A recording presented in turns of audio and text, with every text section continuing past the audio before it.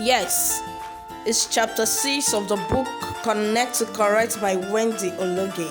Chapter 6 says correcting the child. What are the ways you should correct your child? I still remain your host, Amarachi Eze. So let's see the ways we can correct our child effectively. We need to know that when dealing with misbehavior from a child, one thing that should top your list should be connecting to correct and not commanding to correct. Commanding your child at all times can make them rebellious. It can also make your child resent you, think of revenge, or even retreat from relating with you. That's the 4 R's of negative discipline. We see that a lot when you see your child being rebellious, being resentful, trying to revenge, or even retreat back. Then those discipline you're using is not actually effective. It's a sign of negative discipline. Connecting to correct uses the concept of building relationship rather than just being a taskmaster. Does it mean you should become a permissive parent? No way. That's not what we're preaching. Permissiveness makes a child develop the belief that love means I should do whatever I want. Connecting to correct simply means you should connect to deal with the belief behind a misbehavior and not just that misbehavior. If you have been following us, in chapter 3 we talked about what makes a child misbehave. If you have not listened to it, please make sure you go back to it so that you will know the reasons why children misbehave and you tackle the misbehavior from that point of view. Connecting to correct means you should be firm and kind at the same time. Pain-based technique for discipline may stop a problem for only a short time, but it does not fix it.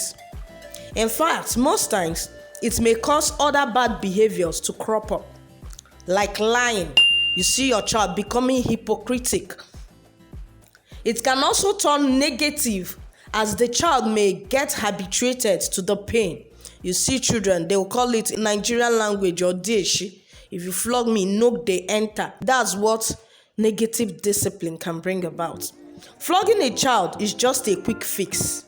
It can turn your child to become more fearful, aggressive, and stressed. Now, that is not to say you should not create boundaries or limits or hold your children accountable.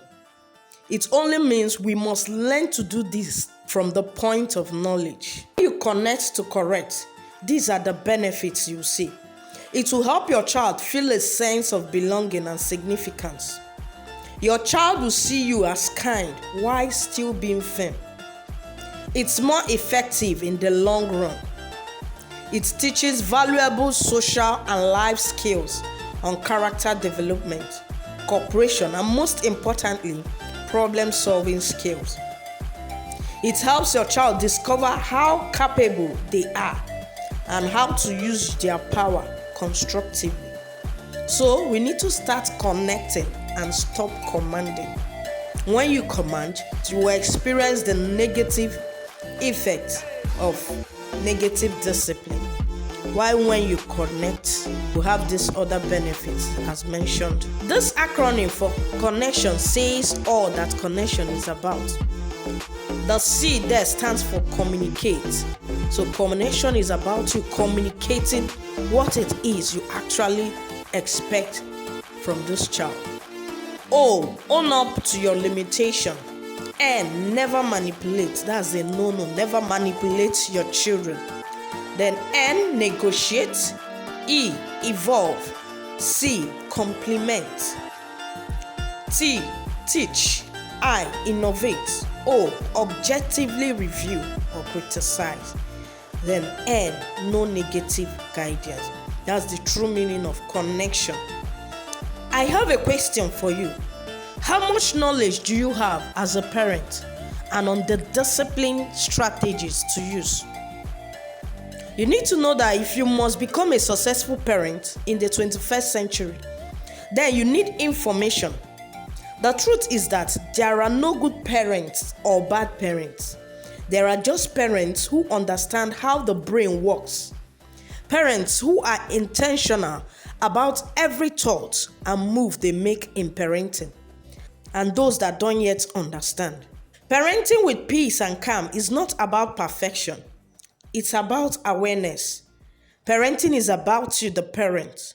Until you recognize that, you will keep making parenting mistakes that can ruin your child, as we see in most cases today. You can learn to parent with peace and calm. You can learn to ditch yelling and use the discipline that works. Our next book review will be on the discipline that works, still by the same author. So you need to actually follow through what we're doing. You can take charge of your emotions and become an influencer or role model to your children just by knowledge. The smoothness of your parenting journey is a function of how much knowledge you have. So go for knowledge. Start now. Learn and get informed. It will help you a lot in your parenting journey so that you don't damage your children. So what are ways we can use to correct our children? Use mistakes as a way to connect. Children who are constantly seeking to avoid blame and punishment to win approval are more likely to succumb to peer pressure. We said that mistakes are tools in parenting. But if you keep shouting at your child when he or she makes mistakes, you see that they are always afraid to make mistakes. And if they are afraid to make mistakes, they will succumb to peer influence. So rather than constantly trying to prevent your child from making mistakes, use them as teaching moments. Let your child's adherence to rules come out of love, not fear. Most parents, teachers, and caregivers of children believe that when they instill fear in a child by flogging, it will make the child not to misbehave.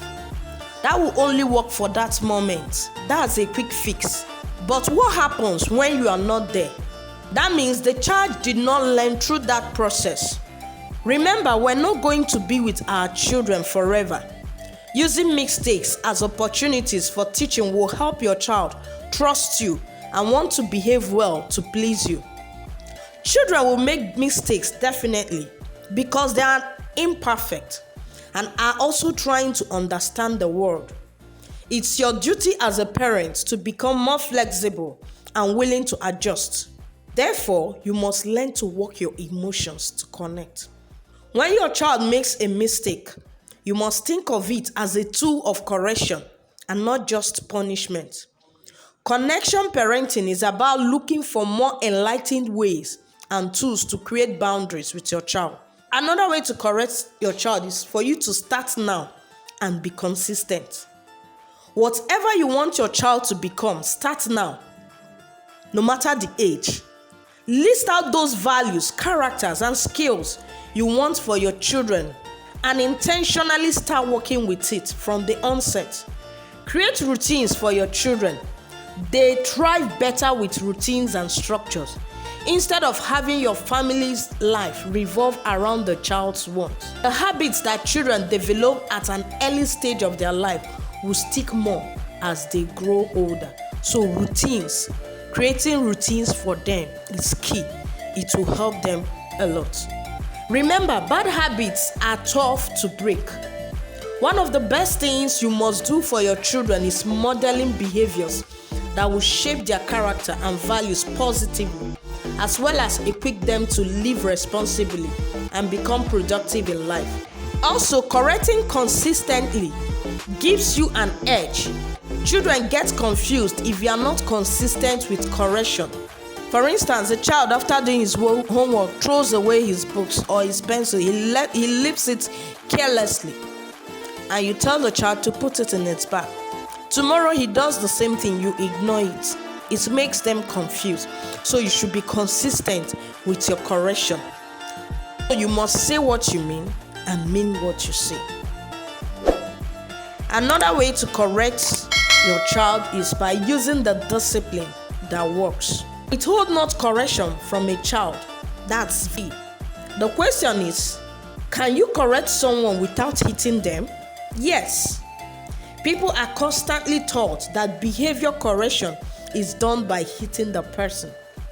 So anyone we have authority over will resort to hitting them to correct them. be it your child, wife, husband, domestic workers.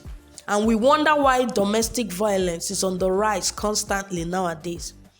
While people would like to often argue that it's not the same thing hitting a child or hitting a spouse or domestic staff, my question always is, where do we learn to beat fellow humans from? Most times from our homes. This narrative has fueled abuse over the years. No human being deserves to be hit. Other times we argue that we should hit, but without anger. Do we even understand the science and psychology of being able to hit another human being? It is never void of some form of anger. It has been engraved in our minds that hitting someone is the only valid way to correct them. This narrative has to change. Hitting a child wires the brain wrongly. It is time we begin to think. We should think teaching over punishment, influence over force, coaching over coercion. Did the Bible say we should use rod for a child? Yes. The rod was called the rod of correction, and the rod in the Bible was referred to as the word of God. Moses used the rod when leading the children of Israel out of Egypt, but he never used it to flog them, but to guide and correct them. The moment God told him to hit it on the rock, in anger he hit it twice and it became a problem. So, parenting is a skill. Discipline that works is a skill too. Learn it and save yourself the agony of constantly getting your emotions worked up in the name of seeking control by force and discipline. It may interest you to note also that parents who hit to correct constantly battle with behavior problems from their children. I know this is not a very popular opinion, but I know it is key in parenting. Whenever I say in parenting, you don't need to shout or yell, people usually ask, so how do you reinforce control? Connection is the answer. If you the child you connect with, you can control and guide easily. Remember that discipline is a lesson, not punishment. For every disciplinary method you intend to use, ask yourself, will this be effective? Will it teach the lesson? First things first, if you have been using the force and yell and just want to automatically switch to calm, you will need time and consistency to achieve this. Unlearning and relearning anything takes time. If you try today and it doesn't work, don't give up. Keep at it. We are working your emotions, gaining more knowledge, and consistently will do the magic. Another way you can correct your child is mind what you say when you correct. Very key. Many times, parents say it's not possible to just talk to children calmly without yelling because they will not hear. My response is you have wired and raised them so to respond only to yells and shouts. There is no such thing as a perfect child. Children all fight with their siblings, they ignore their chores, or upset you in one way or the other. Know that a child must be a child. It's your job to remain an adult. We must begin to pay attention to the things we say to our children, especially when they upset us. We think that just altering words might not be abusive since we are not hitting, but you might be creating more psychological harm than you can imagine. The author says that someone told her recently how the words of her dad, who never hit her, almost destroyed her as a girl and as an adult. Children perceive shouting as a threat to their sense of security, safety, and confidence. Long-term exposure to shouting can result in fear, anxiety, stress, insomnia, developmental delays, behavioral problems, academic issues, social difficulties, emotional issues, and thwarted coping skills. Yelling is as bad as physical abuse. The problem with yelling is that what comes with it compounds the problem. It's not just the loud voice that has an impact. It's also the body language and the actual words used which could be critical, insulting, or sarcastic. Shouting is largely ineffective. It doesn't get the message across because the children are oftentimes too busy defending themselves and totally miss the point. Now, don't get me wrong, we are all humans and sometimes we sleep. But intentionality makes you understand that when you do, you should fix it. Just know that shouting is like a human fire alarm, so you use it with caution and only when there is danger. If you want to raise a child with strength and coping mechanisms, use a firm, calm, and compassionate tone. This allows the child's brain to remain open and learn. But when you yell, it closes the brain and they don't actually get anything. In conclusion, if you must correct your child effectively, you have to connect to correct. You must acquire knowledge and skills on effective discipline. You should use mistakes as a way to correct. Work on your emotions to connect. Then start now and be consistent.